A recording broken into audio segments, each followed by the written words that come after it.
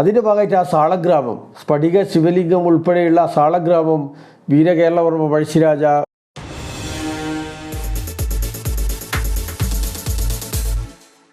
സർവജനയാത്ര കാവുങ്കരയിൽ നിന്ന് തുടങ്ങാൻ ചരിത്രപരമായി ധാരാളം കാരണങ്ങളുണ്ട്. അതിലേറ്റവും പ്രധാനം 1800 കാലഘട്ടം മുതൽ ഈ സൈന്യങ്ങൾക്ക് ആവശ്യമായ ആയുധങ്ങൾ, അതുപോലെ നെല്ല്, ഭക്ഷ്യധാന്യങ്ങൾ ഇവയൊക്കെ പോയത്. എൻ്റെ ബാല്യത്തിൽ, അതായത് ഞാനൊക്കെ ഒരു 2ാം ക്ലാസ് 3ാം ക്ലാസ് പ്രായത്തിൽ പഠിക്കുമ്പോൾ നമ്മുടെ തെക്കിടിമാളികയുടെ മുകളിൽ 50ലേറെ ഉറുമി, 3 മീറ്റർ 4 മീറ്റർ നീളമുള്ള ഉറുമി, അവിടെ 50ലേറെ ഉറുമി ഉണ്ടായിരുന്നു. പിന്നെ വാള്, പരിച. അപ്പോൾ ഇത്രയും ആയുധങ്ങൾ അന്ന് തലശ്ശേരി താലൂക്കിലെ, അതായത് അന്നത്തെ കോട്ടയം താലൂക്കിലെ വിവിധ കളരികൾക്ക് അവിടുന്ന് ആയുധങ്ങൾ പോയിട്ടുണ്ടായിരുന്നു. അത് നടത്തിപ്പിനുള്ള സമ്പത്ത് അവിടുന്ന് പോയിട്ടുണ്ടായിരുന്നു. അതുപോലെ കോട്ടയം സ്വരൂപത്തിന് കീഴിൽ നേരത്തെ പറഞ്ഞ പോലുള്ള ഈ മാഹി മുതൽ ഗൂഡല്ലൂർ വരെ വയനാട്ടിലെ ക്ഷേത്രങ്ങൾ, വയനാട്ടിൽ ഒരുപാട് ദേവീക്ഷേത്രങ്ങളുണ്ട് ചരിത്രപരമായിട്ട് പ്രാധാന്യമുള്ളത്. പിന്നെ ബാണാസുര സാഗർ, ഇന്ന് നമ്മൾ പറയുന്നില്ല ബാണാസുര സാഗർ, അതിന് ശേഷം അങ്ങോട്ട് വൈത്തിരിയിലേക്ക് പോകുമ്പോൾ ഒരുപാട് ദേവീക്ഷേത്രങ്ങളുണ്ട്. ആ ദേവീക്ഷേത്രങ്ങളൊക്കെ അവിടെയൊക്കെയുള്ള പരിപാലനങ്ങൾ, ഇതിനൊക്കെയുള്ള സമ്പത്ത് ഈ കാവുങ്കരയിൽ നിന്നായിരുന്നു. ആ ഒരു ചരിത്രപരമായിട്ട് അതൊരു കാരണമാണ്. മറ്റൊരു കാരണം, അതിനേക്കാൾ തീവ്രമായൊരു വൈകാരികതയുള്ളൊരു സംഭവമായിരുന്നു വീരകേരളവർമ്മയുടെ പോരാട്ടത്തിൻ്റെ ഭൂമിക വയനാട്ടിലേക്ക് മാറ്റാൻ വേണ്ടി പഴശ്ശി രാജ തീരുമാനിച്ചത്. ആ കാലഘട്ടത്തിൽ വയനാട്ടിലേക്ക് പോകുമ്പോൾ അദ്ദേഹത്തിന് ഒരുപക്ഷെ ഒരു ഉൾവിളി ഉണ്ടായിരിക്കാം.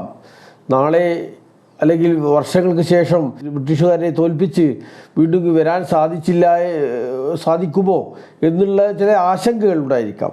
അതിൻ്റെ ഭാഗമായിട്ട് അന്ന് പഴശ്ശി നെഞ്ചോട് ചേർത്ത് ആരാധിച്ച സ്ഫടിക ശിവലിംഗം ഏതെങ്കിലും കാരണവശാൽ ആ പോരാട്ടത്തിൻ്റെ ഇടയിൽ വനപ്രദേശങ്ങളിൽ ഉപേക്ഷിക്കപ്പെടാൻ സാധ്യതയുണ്ടായിക്കഴിഞ്ഞാൽ അതിനെ പരിപാലിക്കാനാവില്ലല്ലോ എന്ന് പഴശ്ശി ആശങ്കപ്പെട്ടിരിക്കാം. അതോടൊപ്പം തന്നെ അദ്ദേഹം ഒരു ആരാധനയ്ക്ക് വേണ്ടി ഉപയോഗിച്ചതോ അല്ലെ ഏതോ ആവാം, ഒരു സ്വർണ്ണ വാളുണ്ടായിരുന്നു. പിടിയുള്ള വാള്, ചിറ്റൊക്കെ അടിച്ച വാള്. ആ വാളും അന്ന് കാവുങ്കരയിൽ ഏൽപ്പിച്ചു എന്നാണ് ചരിത്രപരമായ രേഖകളിൽ പറയുന്നത്.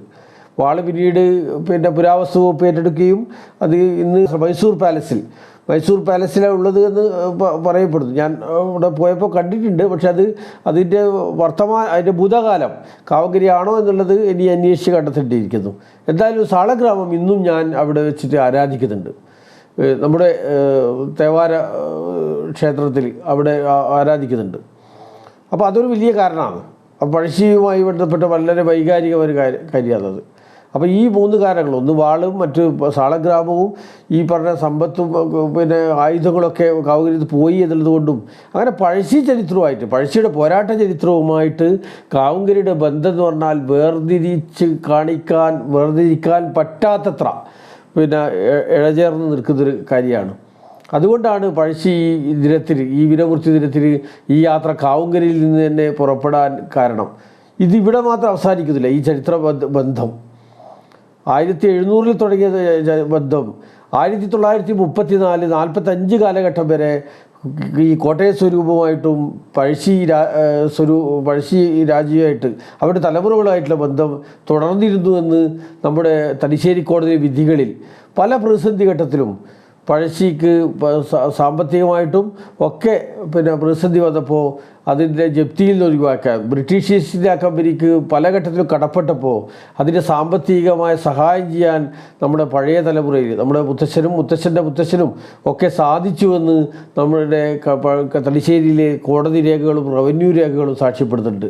ഇതിൻ്റെയൊക്കെ ഭാഗമായിട്ട് വലിയ ഭൂപ്രദേശം വീണ്ടും കാവുങ്കരയിലേക്ക് ഏൽപ്പിക്കുകയും അത് പല ഘട്ടങ്ങളിലായിട്ട് അത് തിരിച്ച് സഹായമായിട്ട് കൊടുക്കാനും ഒക്കെ നമുക്ക് സാധിച്ചു എന്നുള്ളത് വലിയൊരു ചരിത്ര സത്യമാണ്.